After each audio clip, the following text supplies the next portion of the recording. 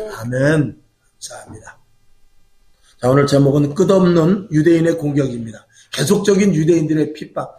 징그럽게 사도 바울이 유대인들에게 핍박을 받습니다. 다른 동족도 아닙니다. 자기 동족에게 그렇게 핍박을 받는 그 일들에 대해서 오늘 몇 가지 짚고 넘어가고자 합니다.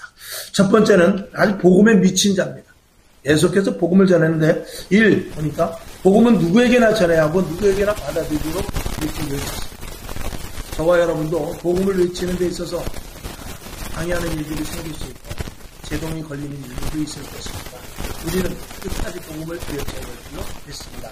사도행전 2장 14절을 볼까요? 시작. 베드로가 연한 사도와 같이 서서 소리를 높여 가로되 유대인들과 예루살렘에 사는 모든 사람들아 이 일을 너희로 알게 할 것이니 내 말에 귀를 기울이라. 사도 바울이나 베드로나 또 모든 이 제자들이 오직 복음에 미친 자들.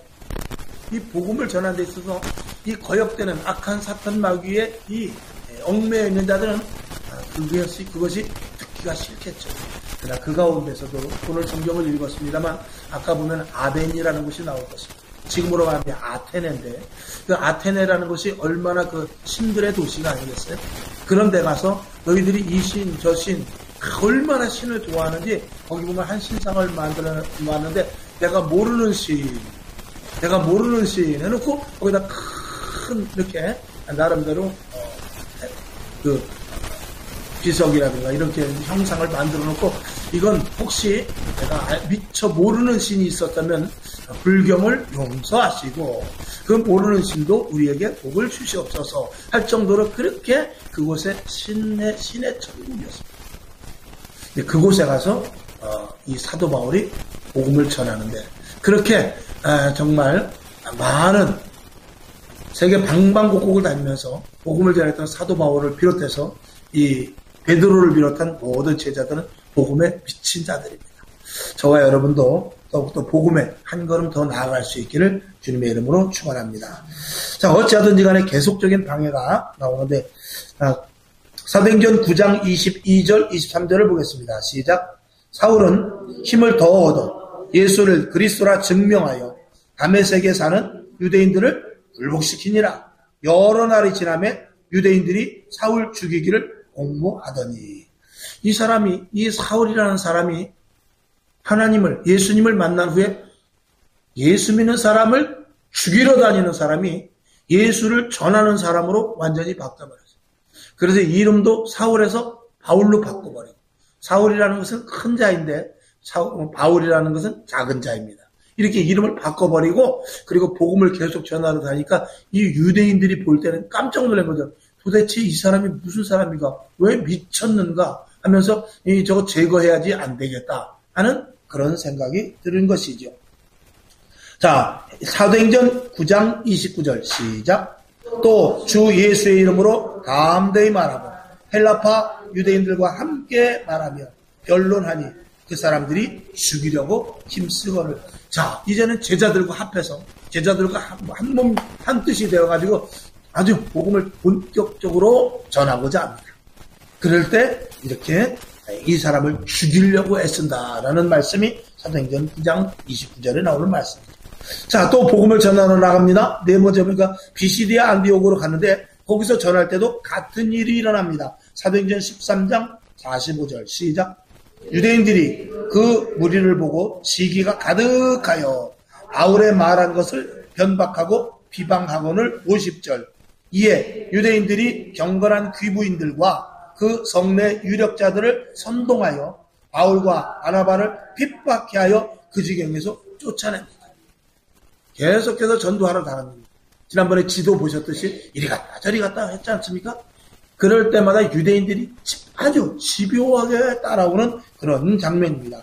아니라 다를까 다섯 번째 보니까 이고니온이라는 지역에 가서 또 복음을 피해서 갔는데 거기도 유대인들이 또 쫓아옵니다. 사도행전 14장 1, 2, 3, 4, 5절 시작. 이에 이고니온에서 두 사도와 함께 유대인의 회당에 들어가 말하니 유대와 헬라의 허다한 무리가 믿더라. 그러나 순종치 아니하는 유대인들이 이방인들의 마음을 선동하여 형제들에게 악감을 품게 하거늘 그 성내 무리가 나뉘어 유대인을 쫓는 자도 있고 두 사도를 쫓는 자도 있는지라.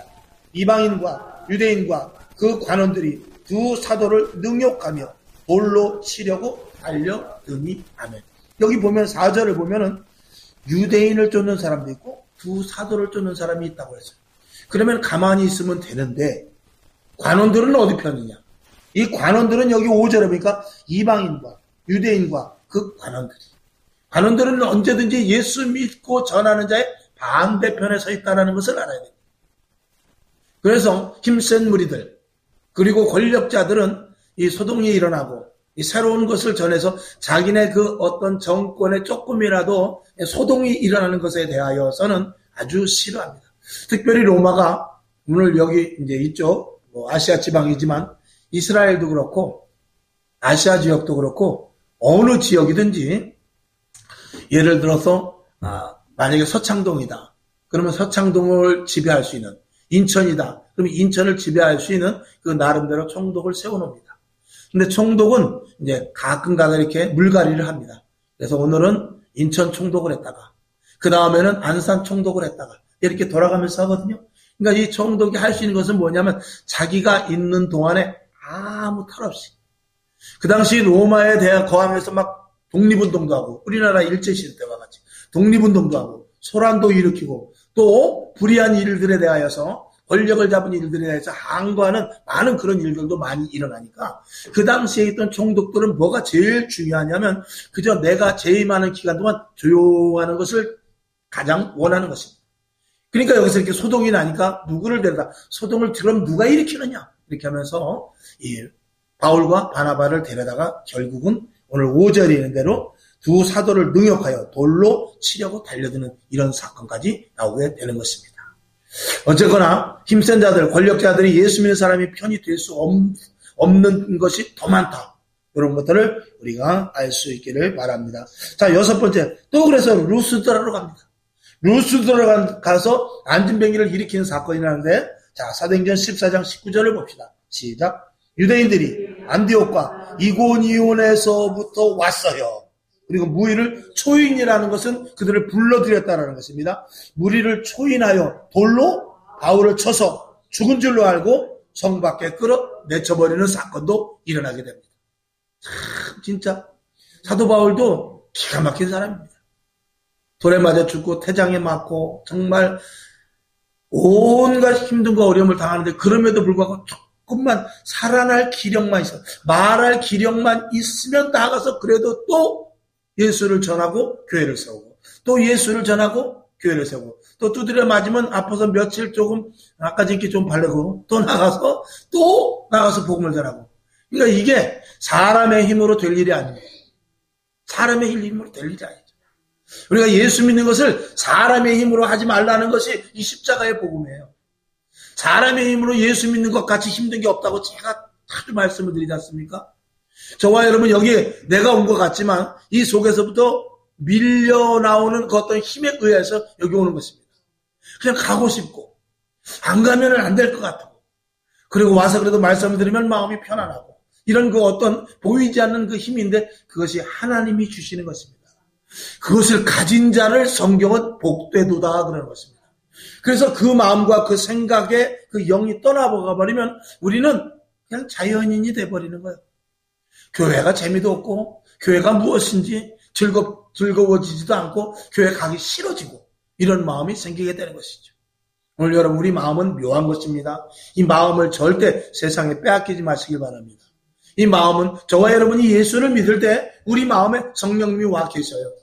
성령님이 와 계셔서 계속해서 오늘은 찬송을 하나 불러 오늘은 기도 좀 하자 오늘 예배 빠지면 안 되지 이런 것들을 이 속에서도 내 마음 속에서 그게 생성시키게 하는 거예요.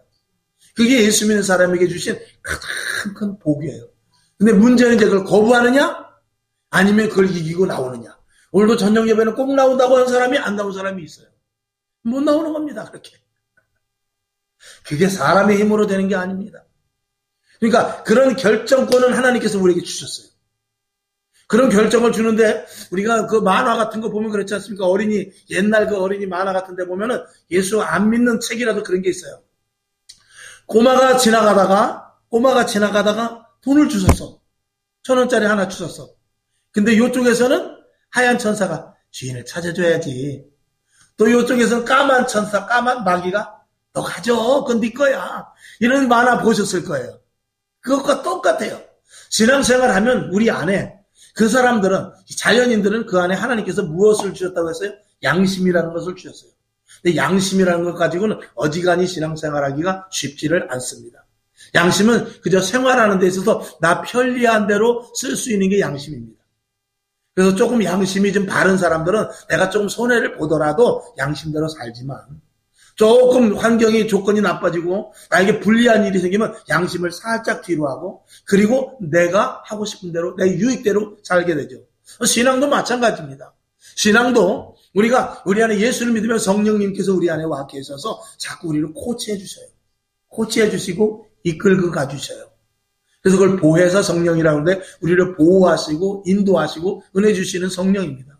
그 성령님께서 우리에게 말씀하실 때 그걸 얼마든지 우리가 거부할 수 있어요. 오늘은 비 오는데 뭐, 오늘은 친구 만나야 되는데, 오늘은 내가 너무 힘들어, 오늘은 내가 어디 갔다 와서 안 돼, 이런 것들로 말미암아서 자꾸 성령님보다도 내가 더 주도권을 쥐게 되면 그 성령의 사람이 아니라 육적인 사람이 되는 것입니다.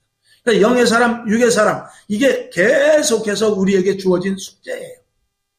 오늘도 이 자리에 나온 여러분, 육적인 것을 누르고 영적인 것으로 말미암아 오늘 이 자리에 나와 승리한 자리에 있는 줄로 믿습니다. 그러니까 그런 것들을 자꾸 극대화시켜야 돼요. 자꾸 이렇게. 집에서도 가만히 있을 때, 오늘 교회 갔다 왔으니까 그러는 것이 아니라, 가만히 있어봐라.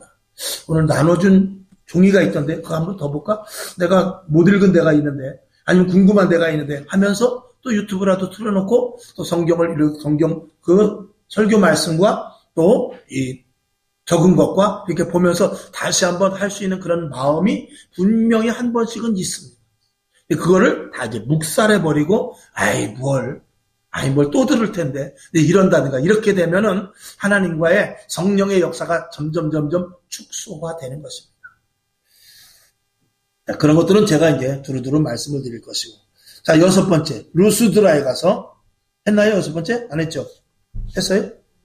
자, 루스드라에 가서 안진뱅이를 일으켰습니다. 근데, 했네요. 했구만요. 근데 거기서 돌로 쳐서 죽여버리는 사건이 나옵니다. 근데 툭툭 털고 일어나게 됩니다.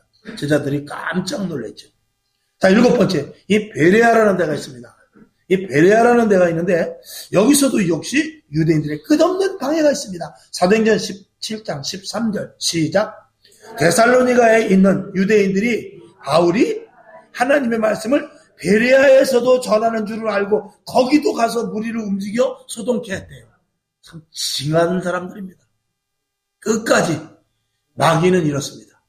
마귀는 지난주에 말씀을 드린 끝까지 추적해서 언제까지? 죽을 때까지. 사망의 음부의 골짜기에 빠질 때까지 마귀는 끝까지 인정사정 없이 우리를 넘어뜨리려 합니다. 여기에 넘어가지 마셔야 될 줄로 믿습니다. 그 다음에 8번째. 마지막 선교를 보고하러 로마에 가기 전에 예루살렘에 마지막으로 갑니다. 여러분, 사도 바울 선생님, 거기 가면 죽습니다. 거기 가면 거기 유대인들이 선생님 오기만 기다리고 있는데 가면 죽습니다. 그래, 내가 죽는다 할지라도 가봐야지. 그러고 갑니다. 아니나 다를까요? 사도행전 21장 27절 시작. 그 이래가 거의 참에 아시아로부터 온 유대인들이 성전에서 바울을 보고 모든 무리를 충동하여 그를 붙들고, 그러니까 선교 여행을 하고 예루살렘으로 왔다는 소식, 즉 다시 말해서 그 이래가 거의 참에 아시아로부터 온 유대인들이, 그러니까 사도 바울을 따라서 한 바퀴 돌아 사도 바울이 간 그대로 이 유대인들도 따라가는 거예요. 그러니까 끝까지 이렇게 따라가서 바울을 보고 모든 무리를 충동하여 그를 붙들고 28절 시작. 외치되 이스라엘 사람들아 도우라. 이 사람은 각처에서 우리 백성과 율법과 이곳을 회방하여 모든 사람을 가르치는 그자인데, 또 헬라인을 데리고 성전에 들어가서 이 거룩한 곳을 더럽게 하였다. 징하게 따라다니면서 끝까지 방해한 것이죠. 그래서 이제 유대인들이 이건 마지막 기회로 삼고 죽이려고 작정을 합니다. 사도행전 23장 12절 13절 시작. 날이 새매 유대인들이 당을 지어 맹세하되 바울을 죽이기 전에는 먹지도 않고 마시지도 않겠다. 13절 이같이 동맹한 자가 40여 명 된다 그랬어요. 아주 작정을 하고 죽이기로 어떻게 해서 이번만큼은 내가 죽이겠다. 또 선교 여행을 갈 텐데 이제 우리의 백그라운드 안에 들어왔을 때 이 예루살렘 이 안에 들어왔을 때 이때 어떻게 해서든지 이걸 죽이지 않으면 안 되겠다라고 이런 무시무시한 이런 일들. 그러니까 사도 바울이 가는 곳마다 무슨 그림자가 있었냐? 죽음의 그림자는 항상 따라다녔다는 거죠. 여러분 이런 상태에서 전도할 수 있겠습니까? 포기하죠. 하나님, 내가 이제 여기까지만 하라는 쌓인 줄로 믿습니다.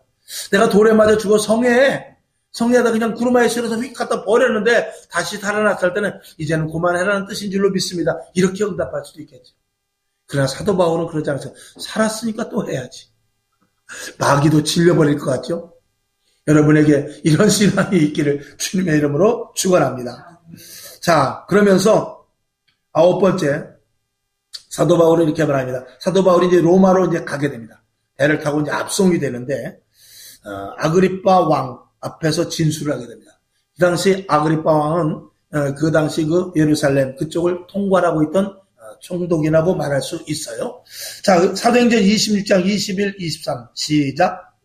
유대인들이 성전에서 나를 잡아 죽이고자 하였으나 진술을 하는 겁니다. 22절 하나님의 도우심을 받아 내가 오늘까지 서서 높고 낮은 사람 앞에서 증거하는 것은 선지자들과 모세가 반드시 되리라고 말한 것밖에 없다. 그리고 23절 곧 그리스도가 고난을 받으실 것과 죽은 자 가운데서 먼저 다시 살아나사 이스라엘과 이방인들에게 빛을 선전하시리라 함이니라 하더라. 이거는 내가 잘못한 것이 아니라 이제 바울이 그 안에서 그 안에서 재판을 받으려고 했는데 바울이 로마의 시민권이 있기 때문에 함부로 손을 대지 못합니다. 그러면은 바울에게 어떻게 하겠느냐 그랬을 때 바울은 그걸 기회로 삼습니다. 하나님께서 나를 로마로 보내시려고 작정을 한 것이 이런 사인이구나 하면서 내가 로마의 시민권이니까 로마에 가서 재판을 받겠다. 근데 이제 아그리빠 왕은 그러죠. 로마 안 가고 여기 있으면 내가 풀어줄 텐데. 그렇게 말하지만 사도 바울은 끝까지 로마까지 가겠다. 내가 로마에 가서 재판을 받겠다. 그리고 로마로 이제 가는 장면이 뒤에 나오게 됩니다. 자, 사도행전 28장 19절 시작. 유대인들이 반대하기로 내가 마하지 못하여 가이사에게 호소함이요 내 민족을 송사하는 것이 아니로라. 나는 내 민족을 송사하는 것이 아니라. 조금 전에 읽은 대로 26장 21절부터 읽은 대로 이거는 이미 모세가 말씀한 대로 모세와 및 모든 선지자들이 말한 대로 예수 그리스도께서 이 땅에 오시고 십자가에 못 박혀 죽고 부활한 이 사건을 내가 그대로 이야기한 것밖에 없다라는 것입니다. 근데 그것을 유대인들이 철저하게 봉쇄를 시키고 그 말하는 것을 싫어함으로 말미암아서 이 사도 바울을 죽이려고 하는 그런 사건인 것입니다. 자, 바른 것을 바르게 전해도 이 유대인들에 의하여서 그것이 계속 차단되고 그리고 방해하는 이런 일들이 일어나게 되는 것입니다. 여러분 참 이게 영적인 부분인데 예수를 믿고 하나님의 복음을 전하는 데 있어서 내가 그렇다고 그 사람한테 뭐 떡을 사달라고 그래요. 밥을 사달라고 그래요. 근데 괜히 예수 믿는 사람을 싫어합니다. 그리고 만나던 사람들도 전도하려고 그러면은 슬그머니 전화를 피해요. 그런 일들도 있어요. 이런 것들은 다 마귀는 누구 편이다? 다 세상 편입니다. 그렇기 때문에 그래요. 그러나 그 와중에도 하나님께서 저와 여러분이 오늘 이 자리에 앉아있듯이 하나님께서 구원해야 될 백성들이 있다 없다? 있다라는 것입니다. 그들을 찾으러 다니는 것입니다. 그러니까 이 아테네에 갔을 때에도 서로가 분분해서 그 두 사람을 따랐던 사람도 있고 유대인들을 따랐던 사람도 있었는데 그런 베레아라든지 아테네라든지 그런 데 가서도 복음 전하는 건 다른 것 아니에요. 하나님이 이 땅을 통치하신다. 그리고 우리는 죄를 지을 수밖에 없는 죄인인데 예수 그리스도가 이 땅에 오셔서 우리의 죄를 담당하시고 십자가에 못 박혀 죽으시고 그리고 죽은 자 가운데서 부활하심으로 말미암아서 우리가 새 생명을 가진 자라는 이 증거가 나타났다. 이런 것들 쉬우면서도 굉장히 그들에게 생소한 그런 것들을 전하는데 무슨 말인지 모를 수 있지만 듣는 귀가 있는 자들 하나님께서 택한 자들은 그 말씀을 듣더라 그 말입니다. 여러분 복음을 전하는 데서 짜장면 사주고 그리고 쇼핑에 가가면서 난냉구 사주고 이런 거 좋습니다. 그러나 그럼에도 불구하고 들을 자가 듣더라고요. 들을 자가 들어요.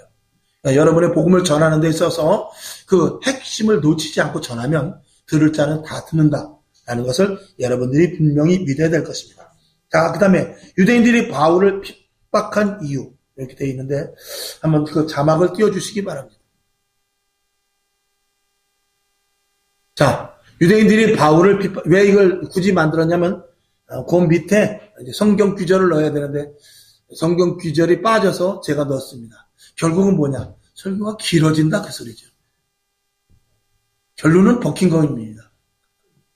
자, 유대인들이 바울을 왜 이렇게 핍박했는가 몇 가지로 한번 나눠보겠습니다. 첫 번째, 유대교에서 기독교로 전향한 것에 대한 반발입니다.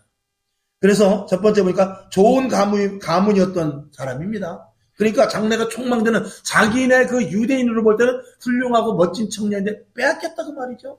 자, 성경을 한번 봅시다. 사도행전 22장 3절 시작. 나는 유대인으로 길리기아 다소에서 낳고 이 성에서 자라 가말리엘의 문화에서 우리 조상들의 율법의 엄한 교훈을 받았고 오늘 너희 모든 사람처럼 하나님께 대하여 열심하는 자라. 그랬는데 예수를 믿고 이 훌륭한 청년을 유대교에서 기독교로 뺏겨버리게 됩니다. 이게 그들은 억울했던 것입니다. 그 다음에 작은 두 번째, 예수님의 말씀과 같은 유형으로 유대인들에게 공격했습니다. 그러니까 예수님의 말씀과 같은 유형이라고 뭐냐면 예수님들이 뒤에 나오겠습니다만 예수님이 유대인들에 대해서 잘못된 부분들을 아주 지적합니다. 사도 바울도 마찬가지입니다. 유대인 당신네들 이거 잘못된 거야.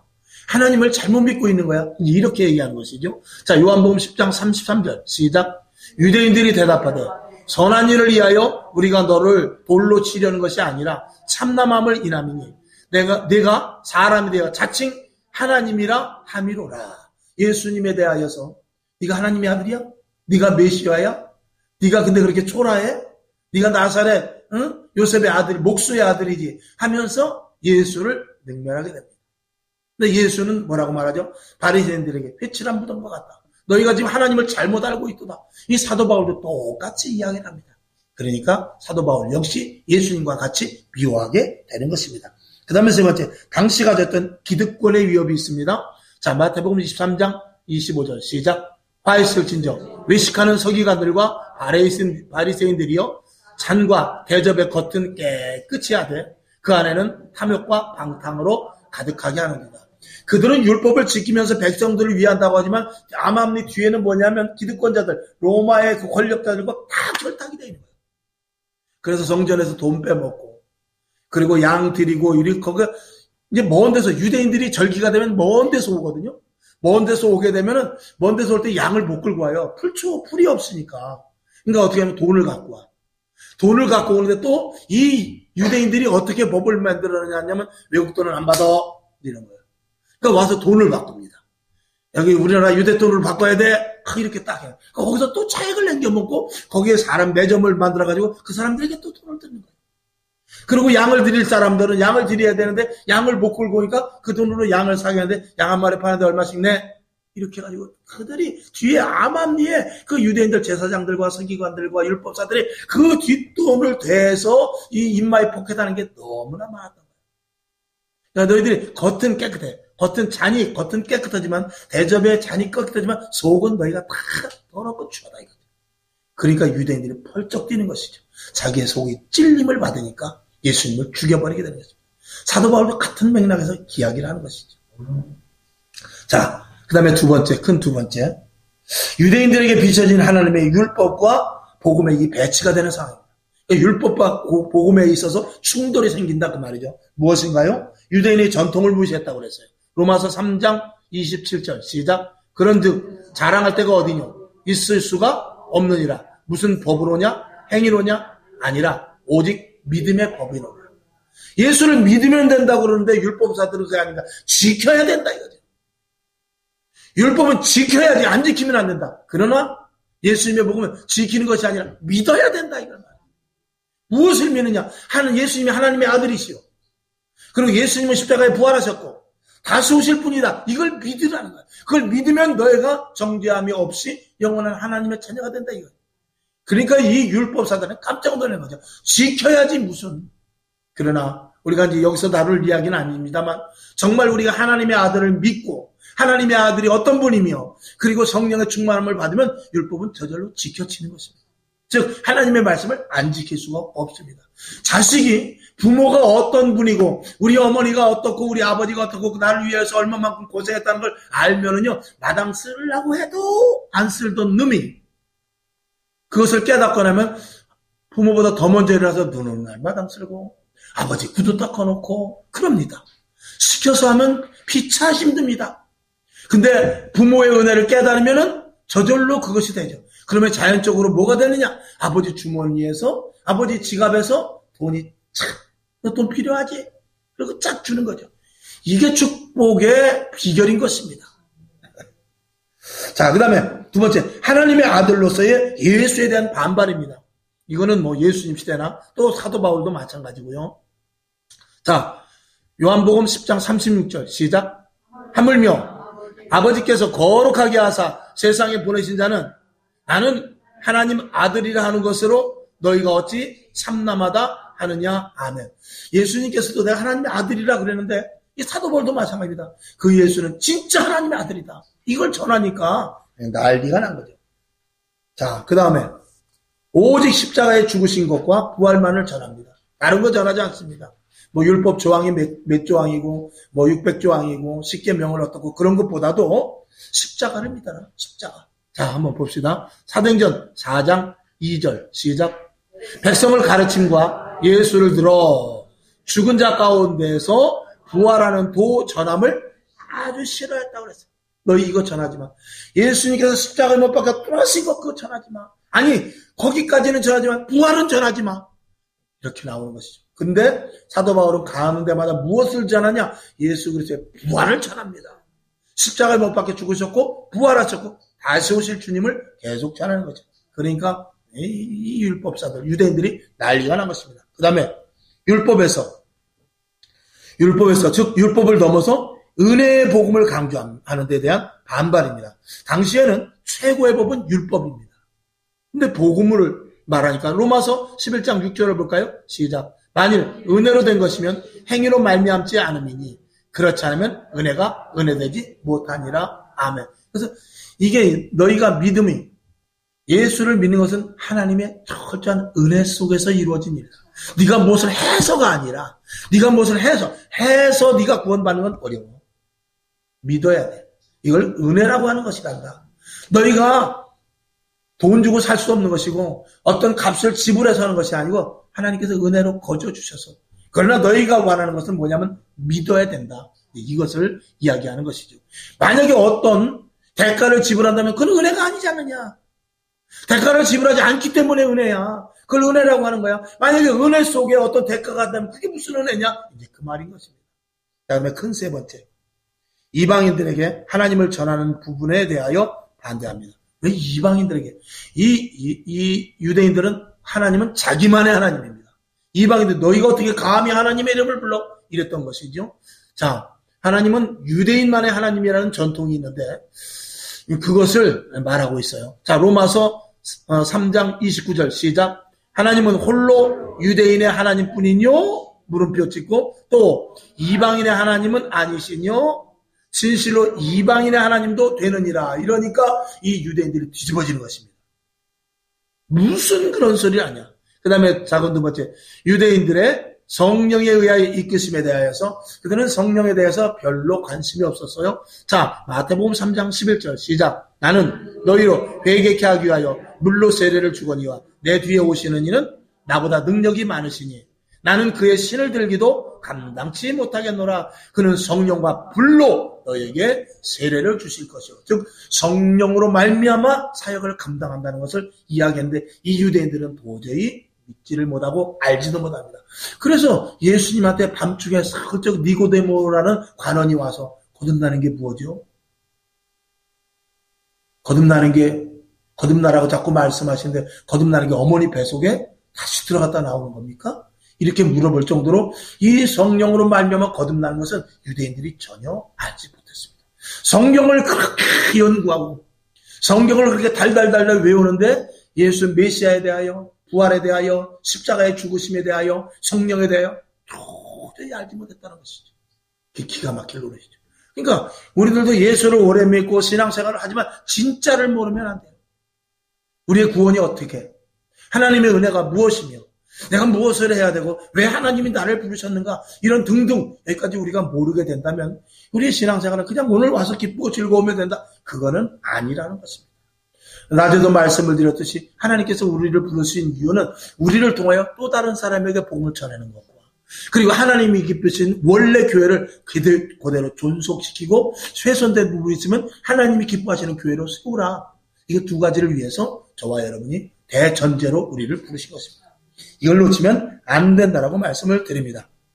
그 다음에 유대인들 성령의 이끄심에 대한 무지를 했죠. 자, 그 다음에 이제 나눠드린 걸로 넘어갑니다.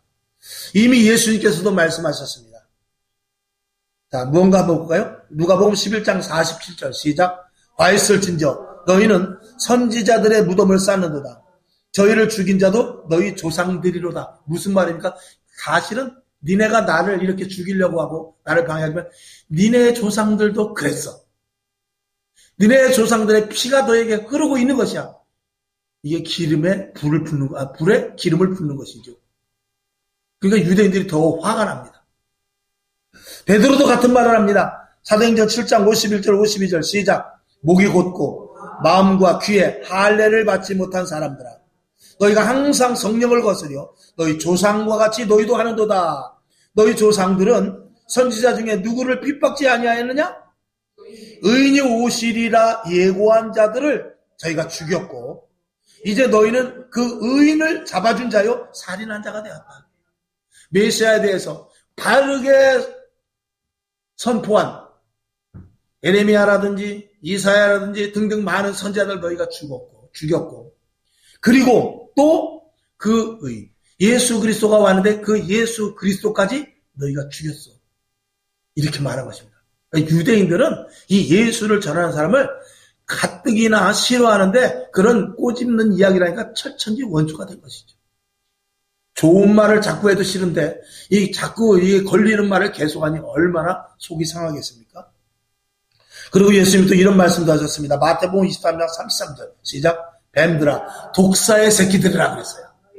너희가 어떻게 지옥의 판결을 피하겠느냐. 참 이게 지독한 얘기죠. 지독한 얘기입니다. 너희가 좀 조심해라. 그래가지고 좀 어떻게 하냐. 타이르는 것이 아니라 아주 직설적으로 이야기를 해봅니다. 복음은 직설적인 것입니다. 복음은 예수, 즉 다시 말해서 천국 아니면 지옥입니다. 여러분 적당히 우리 형편과 사정에 따라 그럴 수 있습니다. 하나님이 다 이해하십니다. 사기꾼입니다. 자, 오늘도 반대하는 유대인들의 영적 흐름을 갖고 있는 자들이 교회를 핍박하고 방해합니다. 자, 요한계시록 2장 9절을 볼까요? 시작. 내가 내 환난과 궁핍을 아노니 실상은 내가 부요한 자니라. 자칭 유대인이라 하는 자들의 회방도 아노니 실상은 유대인이요 사단의 회라. 서문학교에게 주신 말씀인데 서문학교회가 보니까 환난이 당하고 궁핍이 많이 왔습니다. 근데 그런 것들을 방해하는 이들을 너희가 이기고 있는데 참 잘했다. 그것은 원래 애당초 아주 유대인의 더러운 피를 가진 그런 못된 그 혈통을 가진 자들의 마귀의 괴계다라고 이렇게 이야기를 하는데 지금도 마찬가지입니다. 지금도 가라지가 있어요. 지금도 죽정이가 있습니다. 지금도 염소가 있습니다. 지금도 두 사람이 매를 가지만 버려둠을 당할 자가 있다. 그 말입니다.